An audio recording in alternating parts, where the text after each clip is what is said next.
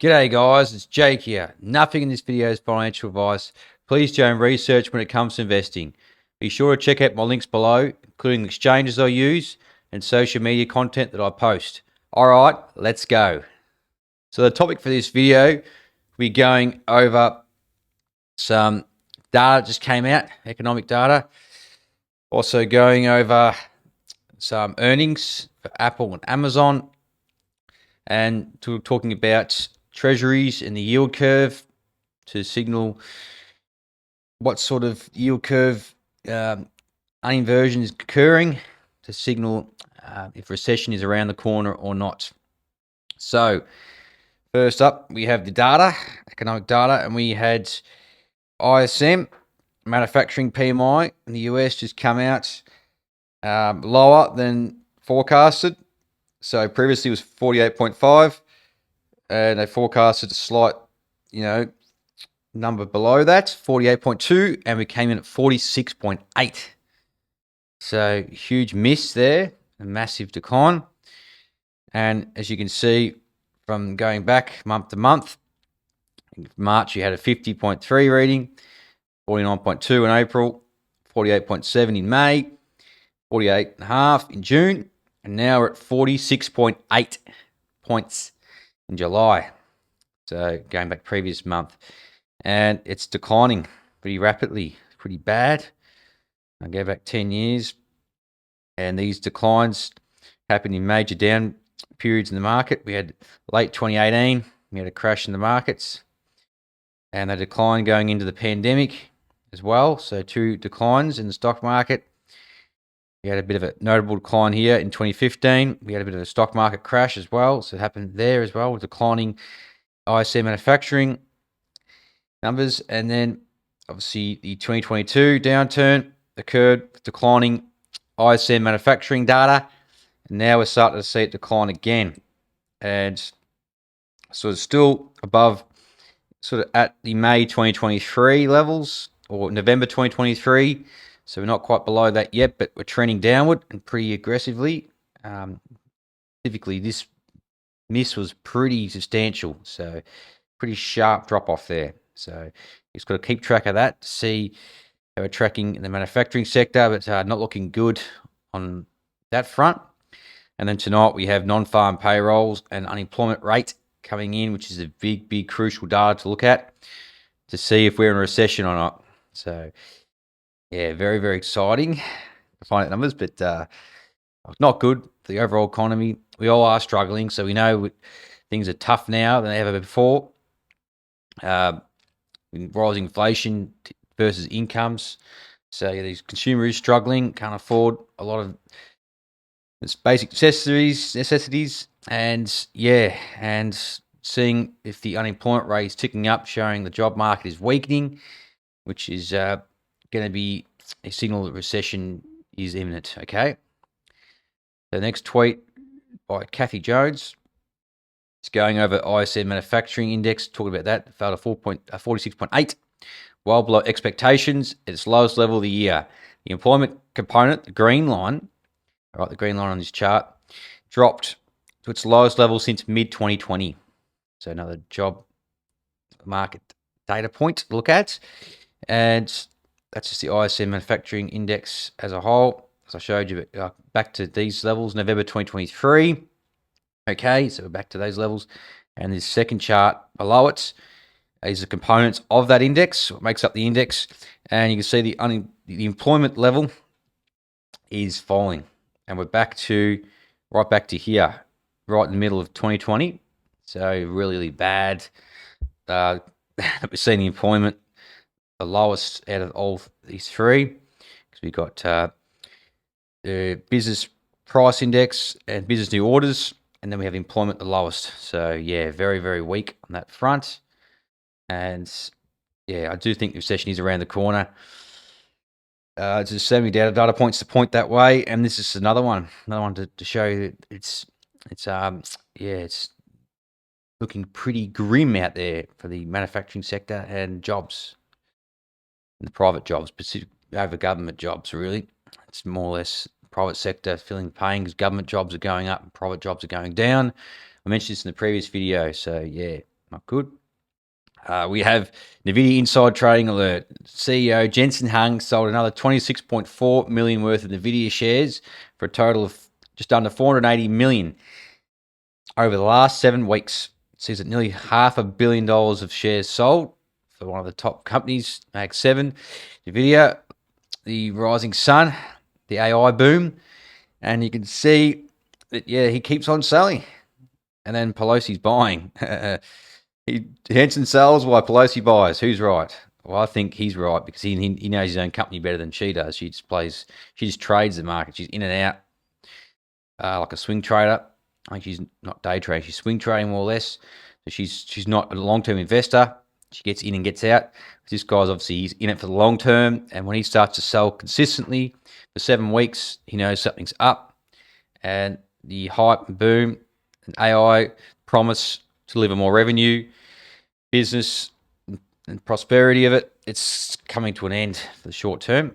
I think the long term will do really well. It's a big component of these companies going forward. But just for now, I don't think it's going to be the narrative of even further upside. I think it's coming to an end, and he knows something that we don't know about the mechanics, orders, and potential of AI for now. Okay, so he's selling, getting out. Apple earnings just come in, and it's down 1.7% for the day. So a very bad day for Apple. And you see in the financials, even though it was down, it actually beat expectations. So the EPS bet by 4.36%, quite solid in June, and revenue beat by 1.66%. So yeah, pretty good overall. It's beating, but as you can see from March year over year, it's down 4.3%, and net income's down year over year 2%. But the EPS and net profit margins are up. So Apple's still a strong horse in this tightening cycle, rate hiking cycle, and restrictive economy. Whereas a handful of companies are doing really well and the rest aren't. And Apple's just a dynamite, It's essential, and it's up 1% after hours. So it's really just giving back those losses back to the gains. So yeah, did a beat on Apple earnings. We have Amazon earnings as well, down 1.5% and down 7.64% in after hours. So it is getting smacked, Amazon, getting smashed. And this is because even though the EPS bet by 23.5%, which is incredible in June, its revenue missed by 0.5%. So, and its revenues are up year over year. Its net income's up amazingly. Diluted EPS is up. Net profit margins are up amazingly. So 200%, 200%, and 12%. So it's a very strong company from year to date. And it's very, very strong as well. That's why it's up there in the top 7. But just a little miss in revenue, and boof, a big sell-off. A good reason to sell off. So yeah, Amazon, fortunately, getting smacked. And yeah, we have the 10-year Treasury yield under 4% for the first time in 6 months. So going back to here, September, or even prior to that, it's in August. Okay. We had the same level, but going back to February, this is the lowest level since February. 10-year Treasury yield is plummeting, so it's really not looking great. And so is a 2-year, and it's really signaling that rate cuts are around the corner. The yield's dropping really heavily. It's signaling that potential weakness is the economy, and yields falling in relation to the Fed potentially cutting in September is what I'm seeing happen. So that's why I get this steady decline in 10-year yields. And then we can talk about in relationship to the 10-year versus the 2-year yield. So we have two types of steepenings. Okay, we have bull steepeners and bear steepeners. And a bull steepener is a shift in the yield curve caused by falling interest rates, rising bond prices, hence the term bull. So bonds go up, rates fall. what causes the yield curve to rise. Okay. And the short end of the yield curve, which is typically driven by the Fed, so the 2-year yield is very controlled by the Fed funds rate, falls faster than the long term, which is a 10-year in this example of the steepening yield curve rising. So the relationship between the 10-year versus the 2-year yield. So 10-year at the moment is paying less yield than 2-year yield. And once it uninverts, goes back above the zero line, the 10-year will pay more than the 2-year, which is normal. That's where it should be, okay? But coming out of that uninversion, we see a recession every single time. So we show that in the chart at the end. But we'll keep going here. The long end of the yield curve is driven by a myriad of factors, including economic growth expectations, inflation expectations, and supply and demand on long-term maturity Treasury securities, among others. And then you got the bull flattener, which is the opposite of that. We'll talk about the steepness because it's what's occurring at the moment. Flatness is when it's going down, the inverting, and then uninverting is steepening, okay? So inverting is the relationship between 10-year and 2-year going down, and uninverting is going up. So at the moment, we're seeing an uninversion, all right? We're not quite there yet. We're not above the zero line, but we're steadily getting there. And yes, that's the bull steepener analysis. We have the bear steepener camp. So it's a widening of the yield curve between the long-term interest rates increasing faster than the short-term interest rates. So it's when rates are going up. So we're seeing, I showed you back here, obviously the rates are going down. It's bull steepener, and bear, it will be going up, okay? But it's the relationship between the 10-year and the 2-year, for example, okay? It can be between the 30-year and the 10-year, or the 5-year, the 2-month, 3-month. It could be any sort of yield. You can compare any two types of yields, but the 10 and 2-year are pretty common for the curve to signal recessions. So I'm using 10-year and 2-year as an example. So yeah, we're seeing, that long-term interest rates increase faster rate than the short-term rates. So the 10-year goes up faster than the 2-year does, okay? It just makes sense, uninverts. The bear steepener is usually suggesting rising inflationary expectations or a widespread rise in prices throughout the economy. So it expects inflation will tick back up again and continue to go back up, whereas in the bull camp, it expects inflation to fall, okay, to go down, which is what I'm seeing happen. Inflation going down versus inflation going up. Okay, rising inflation could lead the Federal Reserve to increase interest rates to slow prices and rising too rapidly. So as we see in 2021 and going into 2022, we had that bear market, and that was because of the yield curve going up. Okay, the yields going up, and you had the inversion taking place when the yield curve was going down. So we had a flattener, not a steepener. We had a flattening of the curve, and that was more or less a bear flattener because inflation was going up and the yield curve was going down. So that's a bear flattener. That's what that occurred in that scenario. But we're getting a bear steepener as inflation's going down. We're seeing numbers coming lower and lower and lower.